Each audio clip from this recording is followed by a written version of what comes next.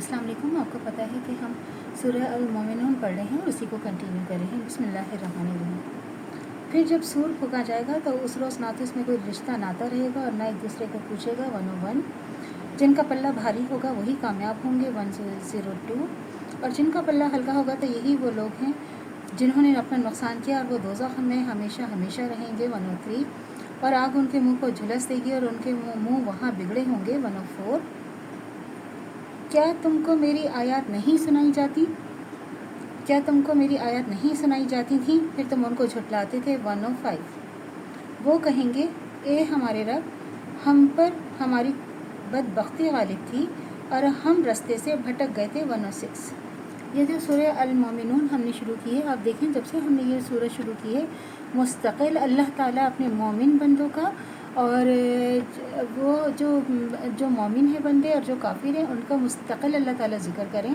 और इसमें मुस्तकिल अल्लाह ताला बता रहे हैं कि जो नेक काम करेगा अल्लाह ताला ने उसके लिए जन्नत रखी है, और जो नेक काम नहीं करेगा, जो अल्लाह को शिर्क करेगा, जो अल्लाह की बात नहीं मानेगा, उसके लिए अल्लाह ताला ने दोज़ख रखी है। और अल्लाह ताला इसको बार बार बता रहे हैं कि जिस अज़ाब का वादा अल्लाह ताला ने काफिरों से किया हुआ है वो अल्लाह ताला उनको दिखा कर रहेगा। ऐसा नहीं है कि अल्लाह ताला ने कहा और फिर वो उसके बाद जो हम अपनी आंखें बंद करके बैठे रहेंगे, ऐसा बिल्कुल भी नहीं है। अल्लाह ताला ने जो वादा किया है वो अल्लाह ताला करके रहेंगे। और फिर अल्लाह से हर वक्त दुआ मांगे, अल्लाह के हर वक्त करीब रहें, अल्लाह को अपना राज़ी करने की कोशिश करें और अल्लाह से दुआ मांगे कि अल्लाह ताला जिसका वादा काफिरों से है, अगर वो अल्लाह ताला तो मुझको दिखा दे और ए मेरे रब मुझे उन जालिमों में शामिल ना करना।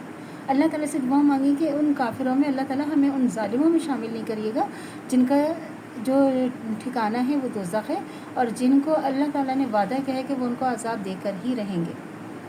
और अल्लाह, क्योंकि अल्लाह ताला तो हर चीज़ पर कादिर है, गफूरुर रहीम है, तो अल्लाह ताला बता रहे हैं कि अल्लाह ताला से आप हर वक्त हमें दुआ मांगनी चाहिए कि अल्लाह ताला शैतान की पनाह और वसवसों से और शैतानी वसवसों से भी अल्लाह ताला से दुआ मांगे कि अल्लाह ताला हमें उसकी शैतान की पनाह मांगे अल्लाह ताला से।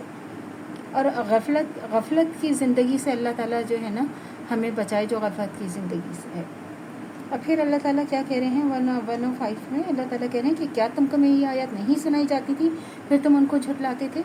और वो कहेंगे ए हमारे रब, हम पर हमारी बदबख्ती गालिब थी और हम रास्ते से भटक गए थे 106। ए हमारे रब, हमको इसमें से निकाल दे, अगर फिर ऐसे काम करेंगे तो जालिम होंगे 107। अल्लाह ताला के फरमाएंगे कि इसमें ज़िल्लत के साथ पड़े रहो और मुझसे बात ना करो 108। और मेरे बंदों में एक गिरोह होगा जो ये दुआ क्या करता था कि ए हमारे रब, हम ईमान ले आए तो तू हमको बख्श दे और हम पर रहम फरमा, और तू सबसे बढ़कर रहम करने वाला है 109।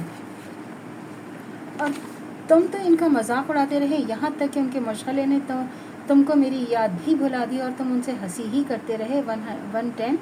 आज मैंने उनको उनके सब्र का बदला दिया कि वो कामयाब हो गए 111।